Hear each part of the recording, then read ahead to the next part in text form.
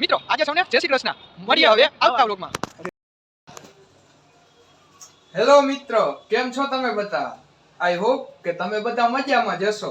તો સ્વાગત છે તમારું આપના આજના વ્લોગમાં. મિત્રો આજે આપણે વ્લોગ એમનેમ ચાલુ કરી દીધો છે. આજનો આપણને કઈ કોન્સેપ્ટ પણ નથી ખબર કે શું કરવાનું છે એની કાંઈ નથી ખબર. એમનેમ આપણે આજે વ્લોગ બનાવ્યો છે. આપણે મિત્રોને એમનેમ આપણી લાઈફ બતાવી શકે. આપણે એમનેમ વ્લોગ બનાવ્યામાં કેટલો ફેર પડે અને બધું વિચારીને આપણે કરી કે આ જગ્યાએ જવાનું, એ કાંઈ નહીં આવી જાય. આપણે એમનેમ જ વ્લોગ ચાલુ કરી દીધો. તો હવે જોવો તમે આખો વ્લોગ શું શું થાય છે આગળ. મિત્રો આપણે હજી વ્લોગ બનાવવાનું ચાલુ કર્યું ને તો આપણને એક જૂના ભાઈબંધનો ફોન આવ્યો કે હાલો ક્યાં છો? એ કે કીધું હું તો ઘરે જ છું, પણ તું કીધું કોણ, તમે કોણ એમ? તો એ કે હું ઋત્વિક. એટલે આપણે એ આપણો જૂનો ફ્રેન્ડ છે બહુ. એ આપણે પેલા સ્કૂલમાં ભણતો, અત્યારે તો તે હોસ્ટેલમાં હતો, તેથી તે ઘરે આવ્યો છે. તો હાલો આજે આપણે એને મળવા જઈએ. એનો ફોન આવ્યો એ કે આ બાજુ, તો હાલો આપણે આજે ત્યાં જઈએ.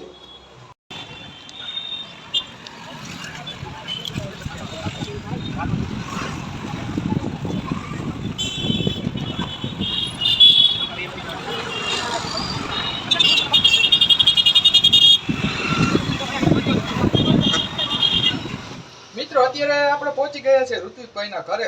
આ છે ઋત્વિકભાઈ. તમને આગળ વાત કરી કે તે હોસ્ટેલમાં હતા, તો હવે ઘરે આવ્યા. શું થયું, કાં ઘરે આવતા રહ્યા હોસ્ટેલમાંથી? કાઈ નહીં, મજા નહોતી એટલે આવતો રહ્યો. મજા નહોતી, આ તો ઘરે આવતા રહ્યા. તો હવે હાલો શું કરવાનું થાય? કાઈ નહીં, અંદર મિત્રાજભાઈ છે તો આપણે અંદર જઈએ. મિત્રાજભાઈ અહીંયા છે અત્યારે? હા, મેં ફોન કરીને બોલાવ્યા હતા તો એ અહીંયા છે આ અત્યારે. હોસ્ટેલમાંથી ઘરે આવ્યા ને એટલે બધાને બોલાવે અત્યારે ફોન કરીને કે હવે ઘરે આવો. તમારે ઘરે આવવાનું હોય મળવું હોય તો, અમારે આવવાનું હોય કે મળવાનું.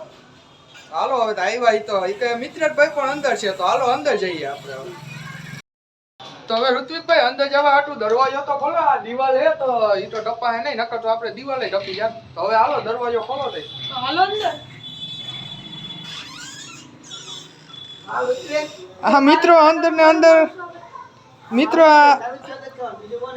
અંદર ને અંદર આર્યનભાઈ આવ્યા હે. આ જો આ એનું સ્વાગત કરો. હા તું અહીંયા હવે બોલું હું બોલ આ એમ. બોલ તો હવે મિત્રો આ બે અંદરો અંદર બે એકબીજાના સ્વાગત કર્યા રાખે. આ ઘર ઓલાનું ના સ્વાગત કરે. જો આ શું હે આ બેયનું.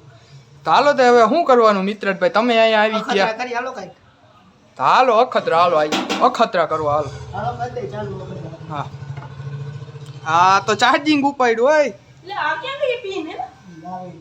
હા તું ઓલા ઘરનું બોર્ડ નો ઉડાડતો ક્યાંક જોઈએ. હાચે ના જ કંઈક એવું જ કરશે. જો આ છેડા આ છેડા કાઢી નાખ. મોઢામાં નો અડાડાય વયો જાય. તો હવે આ મિત્રો આ શું કરે છે એ કઈ નથી સમજાતું આપણને. અરે તો પંખો ફેરવો. આ ચાર્જિંગ માંથી મિત્ર પંખો ફેરવે. જો શીખો આની પાસેથી. આ છે આપણું ભારતનું ભવિષ્ય.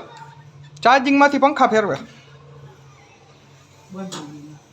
હા એને એ પંખો ઓરિજિનલ નથી ભાઈ. ભારતના ભવિષ્ય હાવ આવું. આ મિત્રો જો તમે ચાર્જિંગ છે અને તેમાંથી આ કાયદેસર છેડા નીકળી ગયા છે ને તેમાંથી આ પંખા ફેરવે છે. હવે